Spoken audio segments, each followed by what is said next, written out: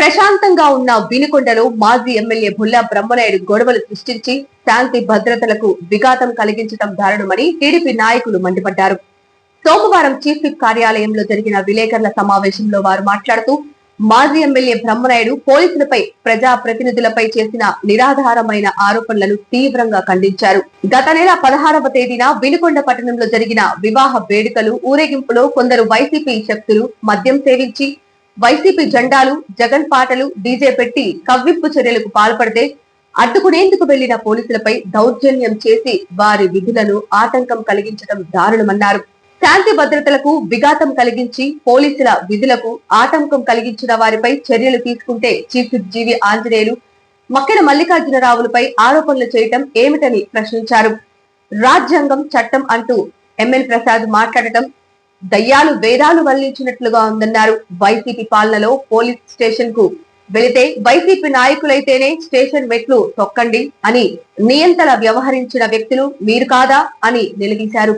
2014-19 వరకు ప్రశాంతంగా ఉన్న వినుకొండను 2019-24 వరకు వైసీపీ ఆకృత్యాలకు హద్దు లేకుండా పోయిందన్నారు. నియోజకవర్గంలోని టీడీపీ నాయకులు, కార్యకర్తలపై బ్రహ్మనాయుడు అక్రమ కేసులు పెట్టించడమే కాక దౌర్జన్యాలు, దాడులు కూడా చేయించారని అన్నారు. ఎంఎన్ ప్రసాద్ గారు, మాజీ ఎమ్మెల్యే బొల్లా బ్రహ్మనాయుడు గారు వినుకొండ పోలీసుల యొక్క తీరుపైన మరియు స్థానిక ఎమ్మెల్యే ఆంజనేయులు గారు అలాగే మక్కెన మల్లికార్జున గారి మీద అనేక ఆరోపణలు చేస్తూ మాట్లాడటం జరిగింది. ఇది చాలా బాధాకరమైనటువంటి విషయం. ఇవాళ నేను అంటున్నాను, పోయిన నెల 16వ తారీఖున సరే ముస్లిం సోదరుల యొక్క ఇంట్లో ఒక వివాహ సందర్భం. ఆ యొక్క ఊరేగింపులో ఆ రోజు తీసినటువంటి వీడియోలు కానీ, ఫొటోస్ కానీ చూస్తే అక్కడ ఏర్పడినటువంటి వాతావరణం అనేది ఏ విధంగా ఉంది, ఏ పరిస్థితుల్లో పోలీసు వారు అక్కడికి వెళ్లాల్సినటువంటి పరిస్థితి ఏర్పడింది, ఇది ప్రజానీకం మొత్తం కూడా అర్థం చేసుకోవాల్సినట్టు అవసరం ఉంది. స్థానిక ఎమ్మెల్యే, ప్రభుత్వ సిపి అయినటువంటి ఆంజనేయులు గారిని అధికార గవర్నమెంట్ లో ఆయన ఎమ్మెల్యేగా ఉన్నారు, ప్రజా పరిపాలన చేస్తా ఉన్నారు. నీ పార్టీ మీద నీకు ఏదైనా సరే అభిమానం ఉంటే నీ పార్టీ గురించి నువ్వు చేకొట్టుకో. ఎమ్మెల్యే గారు ఆంజనేయులు గారు డౌన్ అనాల్సినటువంటి పరిస్థితి ఏంటి? అది ఆయన అవమానించినట్టు కాదా? మీరు మాట్లాడేటప్పుడు మరి బొల్లా బ్రహ్మనాయుడు గారు కూడా ఒకసారి ఈ కాన్స్టిట్యున్సీకి ఎమ్మెల్యేగా చేశారు, అనుభవం ఉంది. దీని గురించి ఆలోచించాల్సిన అవసరం ఉందా లేదా? మిమ్మల్ని ఎప్పుడైనా సరే మీ ప్రభుత్వంలో 5 సంవత్సరాల్లో తెలుగుదేశం యొక్క కార్యకర్తలు కానీ, నాయకులు కానీ ఏ సందర్భంలో అయినా సరే మిమ్మల్ని అవమానిస్తూ డౌన్ అయ్యేటువంటి నినాదం ఎక్కడైనా సరే వినిపించిందా?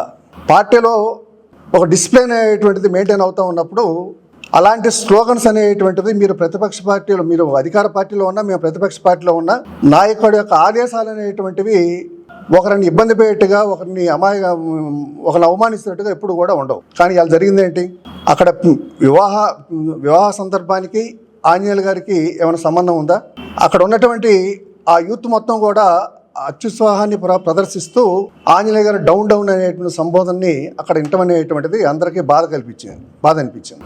సరే, అక్కడ ఏదో ఒక గలాటా జరుగుతుంది, ఆ డీజేలు వ్యవహారాలు, సరే అందరూ అన్నిటికీ పర్మిషన్ తీసుకోకపోవచ్చు, ఓకే, ఇది అందరం కూడా ఒప్పుకోవాల్సిందే. కానీ ఇలా టౌన్లో ఉన్నటువంటి ఒక వాతావరణం, ఒక మంచి వాతావరణం అనేటువంటిది కొంత లోపించింది. ఇలాంటి సందర్భాల్లో పోలీసు వారు సహజంగా జోక్యం చేసుకునేటువంటి పరిస్థితి ఉంటుంది. అక్కడ పోలీసు వారు వచ్చినప్పుడు పోలీసు వారు నచ్చజెప్పడానికి ప్రయత్నం చేశారు. ఇది కరెక్ట్ కాదు. సరే, వివాహానికి సంబంధించినటువంటి ఊరేగింపు అనేటువంటి దానికి ఒక ఆచారం, పద్ధతుల్లో మీరు చేసుకోండి అంటే అక్కడ పోలీసు వారిని కూడా నెట్టివేసేటువంటి పరిస్థితి. అంటే పోలీసు ఒక డ్యూటీ చేయడానికి వెళ్ళినప్పుడు పోలీసు వారి యొక్క విధుల్ని వాళ్ళని నెట్టివేయటం అంటే వాళ్ళు ఏ విధమైన జోక్యం చేసుకోకూడదు అనేటువంటి వాళ్ళని ఎదిరించడం అంటే వాళ్ళ యొక్క డ్యూటీస్ని మరి అభ్యంతరం చేసినట్టు కాదా చట్ట ప్రకారం?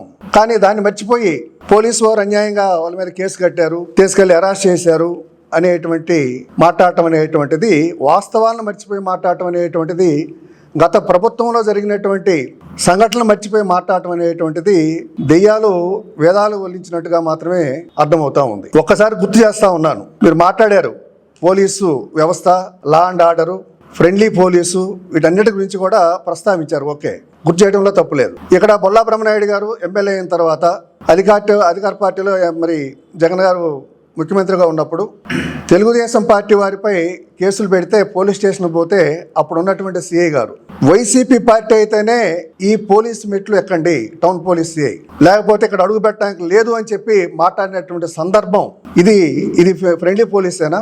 ఆ రోజు ఎందుకు మర్చిపోయారు? ఇదంతా కూడా బహిర్గతం అయింది తర్వాత చాలా సందర్భాల్లో కూడా. అలాగే మరి రాష్ట్రంలో చూసుకుంటే తెలుగుదేశం పార్టీ ప్రతినిధి ఇవాళ ఆంధ్ర రాష్ట్రాన్ని ముఖ్యమంత్రిగా ఉండి ఆంధ్ర రాష్ట్ర అభివృద్ధి కోసం నిరంతరం పనిచేస్తున్నటువంటి చంద్రబాబు నాయుడు గారు, ఆయన ఏం తప్పు చేశారనండి? 52 రోజులు ఆయన జ్యుడిషియల్ కస్టడీలో ఉంచాల్సినటువంటి పరిస్థితి ఏర్పడింది. ఆయన ఏదో ఒక విధంగా మానసికంగా ఇబ్బంది పెట్టాలి. ఫైబర్ నెట్ లో కోట్ల రూపాయలు దుర్వినియోగం చేశారు అనేటువంటి ఒక ఆరోపణ చేసి మరి ఆయన వయసు అప్పటికే 75 సంవత్సరాలు. దీని మొత్తాన్ని కూడా మర్చిపోయి తెలుగుదేశం పార్టీ నాయకుల్ని ఆయన ఇబ్బంది పెడితే నాయకులు మొత్తం కూడా నిరాశపడతారు, పార్టీ అనేటువంటిది మనుగడ లేకుండా పోతుంది, ఈ రాష్ట్రాన్ని మేమే ఆలోచు అనేటువంటి విధంగా ఆయన ఒక ప్రజా సమస్యల మీద టూర్లో ఉంటే అక్రమంగా అరెస్ట్ చేసి మరి కోర్టు పెడితే ఆ వయసులో 75 సంవత్సరాల వయసులో జ్యుడిషియల్ కస్టడీలో ఆయన ఉండాల్సిన పరిస్థితి. అందరికీ నమస్కారం. మొన్న పోయిన నెల జరిగినటువంటి 16వ తారీఖు పెళ్లి ఊరేగింపులో జరిగినటువంటి సంఘటన గురించి ఈరోజు ప్రస్తావించడం జరిగింది వైఎస్ఆర్ పార్టీ కార్యాలయంలో. అసలు ఆ పెళ్లికి మా నాయకులు జీవి ఆంజనేయులు గారికి మక్కెన మల్లికార్జునరావు గారికి ఏమైనా సంబంధం ఉందా? అసలు అది ఎందుకోసం జరుగుతుందా ఊరేగింపు? అసలు మీ ప్లాన్ ఏంటి? పెళ్లి చేసుకునే వాళ్ళు సరే డీజే పెట్టుకున్నారు, సరే పర్మిషన్ లేదు అయినా కానీ పెట్టుకున్నారు, బాగానే ఉంది. అసలు మీరు ప్రతి టీడీపీ వాళ్ళ ఇంటి దగ్గర ఆపి గంట అదేదో రపరప సాంగ్లు, డౌన్ జీవి ఆంజనేయులు, అసలు ఏంది మీ ఉద్దేశం ఏంటి? ఎవరిని రెచ్చగొట్టాలని ఏం ఆశిస్తున్నారు? బ్రహ్మనాయుడు గారు ఏమైనా చెప్పారా? ఎంఎన్ ప్రసాద్ గారు ఏమైనా చెప్పారా? ఏంది అసలు మీ ఉద్దేశం ఏంటి? తాగి ఊరేగింపు చేస్తున్నారు. పోలీసు వాళ్ళు వచ్చి లా అండ్ ఆర్డర్ ప్రాబ్లం అయిందని చెప్పి ఆపమన్నారు. ఆపినట్టు ఆపి మళ్ళా మొదలు పెట్టారంట. పోలీసుల మీద దౌర్జన్యం చేశారు, వాళ్ళు కేసులు బుక్ చేశారు. అసలు దానికి ముస్లిం సమాజానికి అసలు సంబంధం ఏంది నాకు అర్థం కాదు. కేవలం వైసీపీ కార్యకర్తలు చేసినటువంటి గొడవ అది. అసలు మా నాయకులు జీవి ఆంజనేయులు గారు డౌన్ ఏంటి? ఆయన అభిమానులు ఎంతమంది ఉన్నారు ముస్లిమ్స్ లో? మొన్న ఎలక్షన్ లో ప్రతి వార్డులో మెజారిటీ జీవి ఆంజనేయులు గారికి, ప్రతి బూత్ లో మెజారిటీ ముస్లింలు ఉండే ఏరియాల్లో. అంటే ఎవరి వైపు ఉన్నారు? ఎందుకు అంత చీదరించుకున్నారు? మిమ్మల్ని ఎందుకు అంత చీదరించుకున్నారంటే 2019 నుంచి 2024 వరకు మీకు అవకాశం ఇచ్చారు, బాగా చేస్తారు అని చెప్పి ఏదో అవకాశం ఇచ్చారు. కానీ మీరేం చేశారు? ఇంకా దానికంటే ముందు పోతే 2014 నుంచి 19 వరకు తెలుగుదేశం ప్రభుత్వం ఉంది. ఎక్కడన్నా కానీ ఏ ముస్లిం మీద అన్నా కానీ ఒక పెట్టి కేసు అన్నా పెట్టడం జరిగిందా? ఒక గలాటా జరగడం జరిగిందా? మేము అధికారంలో ఉన్నాం, ఆంజనేయులు గారు ఉన్నారు, మా కుటుంబం తరపు నుంచి కూడా మున్సిపల్ చైర్మన్ గా ఉన్నారు. అసలు ఎక్కడన్నా ఏదన్నా గొడవ జరిగిందా? 19 నుంచి 24 వరకే. అసలు ఎంత దౌర్జన్యాలు, ఎంత అసలు ఎలా చేశారు మీరు పాలన? దాడులు చేయడం, వాళ్ళ మీదే కేసులు పెట్టడం. ఇవాళ ఏదో మళ్ళా ఎంఎన్ ప్రసాద్ గారు ఏదో దయాలు వేదాలు వలిచినట్టు ఏదేదో మాట్లాడుతున్నారు. అప్పుడేమైపోయారు? అసలు అప్పుడు దాడులు చేసి ఏదైతే బాధితులు ఉన్నారో వాళ్ళ మీదే కేసులు పెడితే 20 రోజులు 4 రోజులు ఊరు వదిలిపెట్టిపోయిన సందర్భాలు, కుటుంబాలను వదిలిపెట్టిపోయిన సందర్భాలు. అసలు ఆర్టీసీ బస్టాండ్ దగ్గర గొడవ, మసీద్ దగ్గర గొడవ, మా మీద జరిగిన దాడి, మొత్తం మమ్మల్ని బాధితుల మీదే కేసులు. ఎంత దౌర్జన్యం చేశారు? సరే చేశారు. ఇప్పుడు వైఎస్ఆర్ పార్టీ ఆఫీసులో చేసినటువంటి ప్రెస్ మీట్ లో చేసినటువంటి అసత్య ఆరోపణల సందర్భంగా మా తెలుగుదేశం నాయకులు మేము అందరం కూడా దానికి సంబంధించి మాట్లాడాల్సినటువంటి పరిస్థితి ఈరోజు మా ముందు ఉంది. ఎందుకంటే గతంలో కనుక చూసుకున్నట్టయితే 2019 నుంచి 2024 వరకు పోలీసు వ్యవస్థ కానీ, రెవెన్యూ వ్యవస్థ కానీ, ప్రభుత్వ డిపార్ట్మెంట్లు ఎలా పనిచేశాయి, ఎవరు కనుసన్నల్లో పనిచేసింది అనేది ప్రజలందరికీ తెలిసినటువంటి విషయమే. ఇవాళ మాట్లాడుతున్నటువంటి మీరు చట్టం, న్యాయం, ధర్మం సరిగా లేదు, ఉద్రేక పరిస్థితులు సృష్టిస్తున్నారు, అదేవిధంగా పోలీసు హెరాస్మెంట్ చేస్తుంది అనేటటువంటి అసత్య ఆరోపణలు చేయటం అనేది సమంజసం కాదు. ఒక్కసారి కనుక గతంలో కనుక వెళ్ళినట్లయితే పోలీసు వ్యవస్థ అనేది ఏ విధంగా పనిచేసిందో, ఎంతమంది మీద తప్పుడు కేసులు పెట్టిందో, ఎంతమంది జీవితాలు నాశనం చేసిందో, ఎంతమంది చదువుకున్న పిల్లలు విదేశాలకు పోకుండా ఇవాళ గ్రామాల్లో తిరుగుతున్నారో, మీరు చేసినటువంటి అకృత్యాలను ఒక్కసారి నెమరేసుకోవాల్సినటువంటి అవసరం ఉంది. గవర్నమెంట్ వచ్చినాక మీ గవర్నమెంట్లో లాగా తప్పుడు కేసులు పెట్టి వేధించి ఆర్థిక మూలాల మీద దెబ్బకొట్టి లొంగ తీసుకోవాలనేటటువంటి ప్రయత్నం ఎక్కడా కూడా ఈ ప్రభుత్వం చేయట్లా. దానికి ఎవరూ కూడా మా స్థానిక గౌరవనీయులైనటువంటి చీఫ్ విప్ గారు ఆంజనేయులు గారు కానివ్వండి, అదేవిధంగా మల్లికార్జున గారు కానివ్వండి, మా తెలుగుదేశం పార్టీ నాయకులు కానివ్వండి, ఎవరైనా కానీ గత ప్రభుత్వంలో ఎంతో ఇబ్బందులకు గురి చేసినా కానీ ఇవాళ మా పార్టీ అధ్యక్షుడు చంద్రబాబు నాయుడు గారు ఆదేశాల మేరకు ఈ రాష్ట్రం అభివృద్ధి చెందాలి, యువతకు ఉపాధి రావాలంటే పెట్టుబడులు రావాలి, ఇక్కడ అనేక రంగాలు అభివృద్ధి చెందాలి అని అంటే ఈ రాష్ట్రం అనేది వాళ్ళలాగా రావణా కాష్టం కాదు, ప్రశాంత వాతావరణం అని చెప్పేసి ఉండాలి అని చెప్పేసి మా నాయకుడు చంద్రబాబు నాయుడు గారు ఇచ్చినటువంటి ఆదేశాల మేరకు ఇవాళ మేము అందరం కూడా ఎన్ని మీరు అభాండాలు వేస్తున్నా, మీరు ఎన్ని చేస్తున్నా కానీ చట్టం తన పని తను చేసుకుంటూ వెళ్ళొద్దని చెప్పేసి చట్టాన్ని గౌరవిస్తా ఇవాళ మేము ముందుకెళ్తున్నాం. ఇందాక మా పెద్దలు చెప్పారు, గతంలో మా నాయకుల మీద మీరు చేసిన దాడులు కానివ్వండి, అదేవిధంగా ఇక్కడ స్థానికంగా కనుక చూసుకున్నట్టయితే 5 సంవత్సరాల్లో పోలీసు వ్యవస్థ ఎలా పనిచేసింది అనేది ఇవాళ పోలీసు వ్యవస్థ మీద విమర్శిస్తున్నటువంటి ఆ వ్యక్తికి గత 5 సంవత్సరాల్లో పోలీసులు చేసినటువంటి అకృత్యాలు కనపడలేదా? నీ అవసరం కోసం నువ్వు పోలీసు వ్యవస్థను గుప్పెట్లో పెట్టుకొని నీ ఇష్టం వచ్చినట్టుగా తప్పుడు కేసులు పెట్టించేసి నీ ఇష్టం వచ్చినట్టుగా పోలీసు వ్యవస్థను నడిపావు. ఇవాళ ఏదో పోలీసులు దౌర్జన్యం చేస్తున్నారు, పోలీసులు చట్టాన్ని అతిక్రమిస్తున్నారు అని చెప్పేసి పెద్ద పెద్దల మాటలు మాట్లాడుతున్నావే. ఆ రోజు చిన్న పిల్లలు కర్రలు తీసుకొని వీధులమ్మటి ఇష్టం వచ్చినట్లు 20-25 సంవత్సరాలు రాజకీయాలు, గ్రామాల్లో రాజకీయాలు చేసిన నాయకులను తలలు పగలగొడుతుంటే వీరత్వంగా పొగిడారే, అది అన్యాయం అని చెప్పేసి అనలేదే. ఆ రోజు కనపడలేదా నీకు న్యాయం? బస్టాండ్ దగ్గర తరిమి కొట్టినారే, పోలీసులు మీరు కలిసి కొట్టినటువంటి వీడియోలను ప్రజలు చూశారు. ఆ రోజు నీకు పోలీసు వ్యవస్థ మీద ఉన్నటువంటి వాళ్ళను విమర్శిస్తున్నావే పోలీసు వ్యవస్థని, ఆ రోజు చేసిన దాన్ని నీకు కనపడలేదా? గవర్నమెంట్ రాగానే నీ అతిశయోక్తితోటి, నీ ఎత్తుగడతోటి గ్రామాల్లో ఏమి జరగకపోయినా కానీ జరిగినట్లుగానే సృష్టించి పోలీసు వాళ్ళు నన్ను ఎన్కౌంటర్ చేస్తారు, అందుకని నేను భయపడి మందు తాగాను అని చెప్పేసి హాస్పిటల్లో చేర్చి పోలీసు వాళ్ళ మీదనే తప్పుడు కేసులు పెట్టాలని పోలీసు వాళ్ళని మానసిక స్థైర్యం కోల్పోయే విధంగా నీ చర్యలు ఉండటం అనేది సమాజానికి ఏ విధంగా 2019 తర్వాత మీరు తయారు చేసినటువంటి ఒక ప్రత్యేక దళంతో మీ ఇష్టారాజ్యంగా భూ కబ్జాల అని అంటున్నారు. ఎవరు భూ కబ్జాలు చేశారు? మీరు చేసినటువంటి అక్రమాలు, అకృత్యాలు జనం మర్చిపోయారు అనుకుంటున్నారా? ఒక్కసారి ప్రజలందరూ కూడా గమనిస్తున్నారు. అదేవిధంగా ఇవాళ ఒక పెళ్లిలో వాళ్ళు ఇష్టారాజ్యంగా చేసినటువంటి వ్యవహారాన్ని స్థానిక ఎమ్మెల్యే గారిని డౌన్ అనుకుంటా డీజేలు పెట్టుకుంటా వాళ్ళు ఇష్టం వచ్చినట్లు చేస్తుంటే దాన్ని నువ్వు సమర్థిస్తున్నావంటే ఈ వినుకొండని ఏ స్థితికి తీసుకెళ్ళదలుచుకున్నావు? ఇవాళ వీడియోలో చూస్తే తెలుగుదేశం జెండాలు ఎరగొడుతున్నారు. ఈ రోజు కొత్తగా ఒక 4 రోజుల తర్వాత మళ్ళా బ్రహ్మనాయుడు గారు ప్రజలకు ఆగపట్టడం జరిగింది. మొన్న మంతా తుఫాన్లో రాష్ట్ర వ్యాప్తంగా అల్లకల్లోలమై ప్రజలంతా ఇబ్బంది పడుతూ ఉంటే వినుకొండ నియోజకవర్గంలో కూడా వినుకొండ పట్టణంలో కానీ, నూజెల్ల మండలం కానీ, బొల్లాపల్లి కానీ, ఈపూరు కానీ రైతులు, రోడ్లు ఇవన్నీ కూడా మంతా తుఫాన్లో విపరీతమైన నష్టం జరిగి పునరావాస కేంద్రాల్లోకి ప్రజలను తరలించి ప్రభుత్వం సహాయ కార్యక్రమాలు చేస్తూ ఉంటే గౌరవనీయులు మన శాసనసభ్యులు ప్రభుత్వ చీఫ్ జీవి ఆంజనేయులు గారి నాయకత్వంలో రేయింబావుల్లో ఇక్కడ మరి పునరావాస కార్యక్రమాల్లో పనిచేయటం జరిగింది. మరి ఎక్కడికి వెళ్ళారు మీరు? ఆ రోజు ఒక ప్రతిపక్ష నాయకుడిగా, ఒక బాధ్యత కలిగిన వ్యక్తిగా నియోజకవర్గంలో ప్రజలు ఇబ్బంది పడతా ఉంటే చూడాల్సిన బాధ్యత మీకు కనీసమైన బాధ్యత లేదా? మీరు కూడా వచ్చి మనకు కావాల్సినటువంటి మరి అవసరాలను కానీ, వాళ్ళకి కావాల్సినటువంటి సదుపాయాలను కానీ ప్రభుత్వ అధికారుల దృష్టికి తీసుకెళ్లి వారికి మెరుగైన సేవలు చేయడానికి మీరు ఏమన్నా ఆలోచన చేయడం జరిగిందా?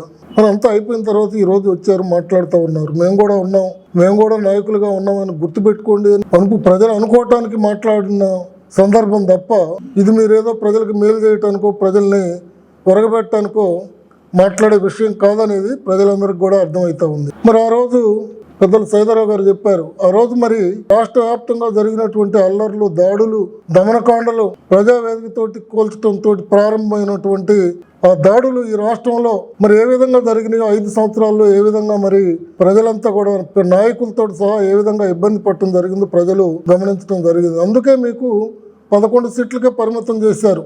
ఆ రోజు భయపడి బయటకు వచ్చి చెప్పలేకపోయారు. కానీ ఎన్నికల్లో ప్రజాస్వామ్యయుతంగా మరి ఆ రోజు నీకు స్పష్టమైన తీర్పు ఇవ్వటం జరిగింది. మరి అన్యాయంగా చంద్రబాబు అరెస్ట్ కానివ్వండి, రఘురామకృష్ణరాజు అరెస్ట్ కానివ్వండి, కేవలం జగన్మోహన్ రెడ్డి కళ్ళల్లో ఆనందం చూడటానికే ఈ కార్యక్రమాలన్నీ వీడియో కెమెరాల ద్వారా ఇక్కడ పోలీస్ స్టేషన్లో జరుగుతున్నటువంటి దమనకాండని ముఖ్యమంత్రి జగన్మోహన్ రెడ్డి చూసే విధంగా ఆ రోజు ప్రభుత్వ అధికారులు ఏర్పాటు చేశారంటే అది దాన్ని ఏమనుకోవాలి మనం. మరి వినుకొండలో జరిగినటువంటి సంఘటనలు అనేక ఉన్నాయి, స్థానికంగా జరిగినటువంటి సంఘటనలు ఉన్నాయి. ఆ రోజు ఏమయ్యారు ఈ పెద్ద మనుషులంతా? ఈరోజు నీతులు చెప్పేటువంటి లాయర్లు కానీ పక్కన రాజకీయ నాయకులు కానీ ఆ రోజు వాళ్ళు ఏం చేశారు? బొల్లాపల్లి మండలం అంటున్నావు, బొల్లాపల్లి మండలం పలుకూరు గ్రామంలో మరి నువ్వు ఎమ్మెల్యే కాకముందు ఏ విధంగా ఉండేది ఆ గ్రామం? చాలా బ్రహ్మాండంగా అందరూ కూడా అన్నదమ్ముల్లాగా అక్కచెల్లెల్లాగా ఏ పార్టీ ఓటేసుకున్నా కూడా ఆ తర్వాత అందరూ కలిసిపోయి మరి అందరూ బాగుండేటువంటి పరిస్థితి. కేవలం నీవు నీ రాజకీయాల కోసం నీవు ఆ ఊర్లో వైఎస్ఆర్ పార్టీకి సంబంధించి ఓట్ బ్యాంక్ పెంచుకోవాలని ఒక దుర్మార్గమైన ఆలోచనతోటి అప్పుడున్నటువంటి మా నాయకుడు సంపతి మన్నెపల్లిని మానసికంగా హింసకు గురి చేసి మరి చంపించిన మాట వాస్తవం కాదా? ఆయన బీపీ ఎక్కువైపోయి ఆయన మానసికంగా మన గ్రామంలో ఏంటి పరిస్థితి, మనకు సంబంధించిన కుటుంబాల్లోనే గొడవలు జరుగుతున్నాయని చెప్పి ఆ రోజు అకస్మాత్తుగా చనిపోవడం జరిగింది. దానికి బాధ్యులు ఎవరు? మీరు కదా. ఈ రకంగా వినుకొండ నియోజకవర్గంలో జరిగినటువంటి అన్ని సంఘటనలకి బాధ్యత మీరే వహించాలి. పొలాలు అంటున్నారు, భూములు అంటున్నారు, అయ్యన్నపాలెం అంటారు, కుప్పకొండ అంటారు, దాసులపల్లి అంటారు. అయ్యన్నపాలెం ఈ విషయాలన్నీ అనేక సార్లు చెప్పారు, మేము అనేక సార్లు చెప్పాం. ఒక ఎకరం అక్రమంగా ఎవరైనా తెలుగుదేశం పార్టీకి సంబంధించినటువంటి నాయకుల ఆక్రమణ కానీ వారికి ప్రభుత్వ పరంగా ఏదైనా పట్టా ఇచ్చినా కూడా మీరు స్వాధీనం చేసుకోండి, మేము రాజకీయాల నుంచి తప్పుకుంటామని మా శాసనసభ్యులు గౌరవనీయులు ఆంజనేయులు గారు వాళ్ళంతా చెప్పడం జరిగింది. ఎన్నిసార్లు మాట్లాడతారు మీరు అయ్యన్నపాలెం భూముల గురించి? న్యాయం ధర్మం ఇంటి పేర్లు అన్నావు, ఇక కాదు మా నాయకులు న్యాయంగా లేరు, ధర్మంగా లేరు. మీరు న్యాయం ధర్మం నీతి మీరే ఇంటి పేర్లు పెట్టుకోండి, మీరే న్యాయంగా పరిపాలించారని చెప్పి ఈ నియోజకవర్గంలో ప్రజలందరూ మాట్లాడుకునే పరిస్థితి కల్పించుకోండి. ఇందాక ఏదో ఒక రోడ్డుని గురించి చెప్పావు చెక్కోక దగ్గర, అక్కడ రోడ్డు ఉందని కూడా ప్రజలకు తెలియదు. ప్రభుత్వానికి సంబంధించినటువంటి నిధుల్ని దుర్వినియోగం చేసి రోడ్డు ఏర్పాటు చేసి ఎవరికి సంబంధం లేనటువంటి ఆ రోడ్డుకు మీరు ఏదో అక్కడ పొలాలు ఉన్నాయని చెప్పి రియల్ ఎస్టేట్ వ్యాపారం చేయడానికి వేసిన రోడ్డు తప్ప అది ఏమాత్రం ప్రజలకు ఉపయోగపడే పరిస్థితి లేదు. అలాగే శివస్తూపం సెంటర్లో డివైడర్ అన్నావు, కింది స్థాయిలో అధికారులు చేసిన పొరపాటు వల్ల పై స్థాయి అధికారులు గుర్తించి దాన్ని ఆ రోడ్డుకి అడ్డంగా ఉంటే ఇబ్బందిగా ఉంటుందని చెప్పి మళ్ళీ తొలగించడం జరిగింది. అదేం పెద్ద నేరం కాదు, తప్పు కాదు. దాని గురించి ₹1 బిల్లు కూడా చేయించినటువంటి కాంట్రాక్టర్ చెల్లించినటువంటి సందర్భం లేదు. అది కాంట్రాక్టర్కే నష్టం. కింది స్థాయి అధికారులు, ఇంజనీరింగ్ అధికారులు అవగాహన లేకుండా మరి అక్కడ కట్టడం నిర్మించినందువల్ల పై స్థాయి అధికారులు వచ్చి ఇది ఇబ్బందిగా ఉంటుంది, ట్రాఫిక్కి అడ్డంగా ఉంటుంది, అక్కడ పెట్రోల్ బంక్ పక్కన రోడ్డుకి కూడా ఇబ్బంది అవుతుందనే ఆలోచనతోటే అది తొలగించడం జరిగింది తప్ప అది కేవలం ఏదో రాజకీయం కోసం నువ్వు మాట్లాడినందువల్ల నువ్వు మాట్లాడిన తర్వాత తీసేసిన సందర్భం కాదు. అది ఎన్టీ రామారావు గారి ముఖం చుట్టూ తిరగాల అంటున్నారు, డివైడర్ అది. ప్రజలందరూ కూడా అక్కడ 4 కూడల్లో తిరగాల్సిన అవసరం ఉంది. ఆ విధంగా నువ్వు అన్ని అన్యాయాలు అక్రమాలు ఈ నియోజకవర్గంలో నీతోటి ప్రారంభం అయినాయి తప్ప ఈ నియోజకవర్గంలో గతంలో చాలామంది శాసనసభ్యులు పనిచేశారు. పుల్పల్లి శివయ్య గారి దగ్గర నుంచి మరి గంగనేని వెంకటేశ్వరరావు, రాజకుమారి గారు, మరి అలాగే మరి యలమందరావు గారు, ఆంజనేయులు గారు ఇప్పుడు మూడోసారి నిన్న 28,000 గెలిపించినటువంటి ప్రజలు మరలా ఇతను పనికిరాడు, ఆంజనేయులు గారే మేలు, పేద ప్రజలకి మరి న్యాయం జరుగుతుంది అనే ఆలోచనతోటి మరలా ఆయన్ని 33,000 గెలిపించారంటే ఒకసారి మీరు ఆలోచన చేసుకోవాల్సిన అవసరం ఉందా లేదా? అన్ని వాస్తవాలు తెలిసి కూడా మీరు కావాలని రాజకీయాల కోసం ఎందుకు మాట్లాడతాడో అర్థం కావట్లేదు. ఇప్పటికి కూడా ప్రజల్లో మరి ఒక అలజడి సృష్టించాలి, ఒక ఆలోచన తీసుకురావాలి. ఏదో వినుకొండంతా దిగ్బంధం చేస్తారంట.